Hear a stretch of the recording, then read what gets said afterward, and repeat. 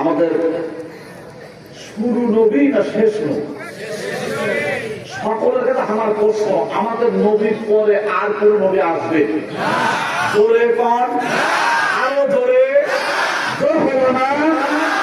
এই কথা যদি বাস্তব হয়, সত্য হয়, বাংলাদেশে একদল অমানুষ মানুষ নামের জানোয়ার, আমি জানোয়ার বললাম এই জন্যই, আবার অনেকে বলবেন হুজুর মানুষকে জানোয়ার বললেন, এটা আমার আগে আপনার আগে আল্লাহ ইঙ্গিত দিয়েছে।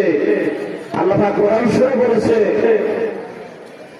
আল্লাহ তাআলা বলছে এমন এক ধরনের মানুষ আসবে তাদের ব্যবহার হবে জানোয়ারের মতো।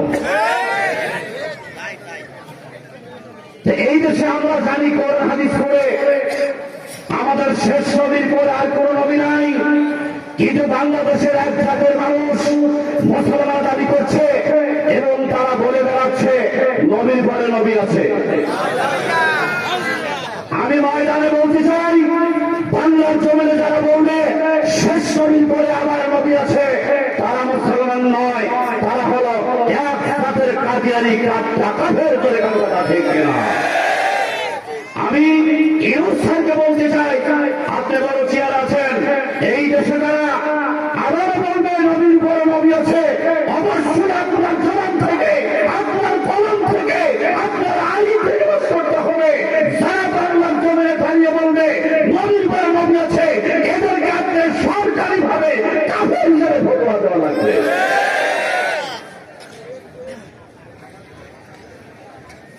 মুহাম্মদ রাসূলুল্লাহ সাল্লাল্লাহু আলাইহি ওয়াসাল্লাম আমাদের নবী। আমাদের কি নবী? যত সাহাবী ছিলেন, আপনার কাছে আমার প্রশ্ন করতে, যত নবীর সাহাবী ছিল তার মধ্যে এক নম্বর সাহাবীর নাম কি?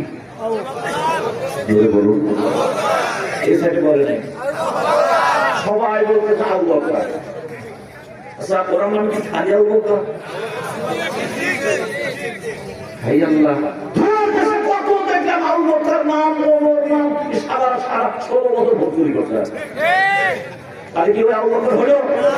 আমি যার কথা বলছি ভাই, নামটা সাইজ মতো বলা লাগবে, নাম তোদের বেলু না হয়। আমি যার কথা বলছি ইনি হলো সিদ্দিক আকবর, হযরত আবু বকর সিদ্দিক রাদিয়াল্লাহু তাআলা আনহু। একটু শিক্ষা দিয়ে বলেন সুবহানাল্লাহ। আবু বকর যখন ইসলাম কবুল করে নাই তখন তার বয়স 35 বছর। কত বছর? 37 বছর। তিনি মক্কাতে থাকেন।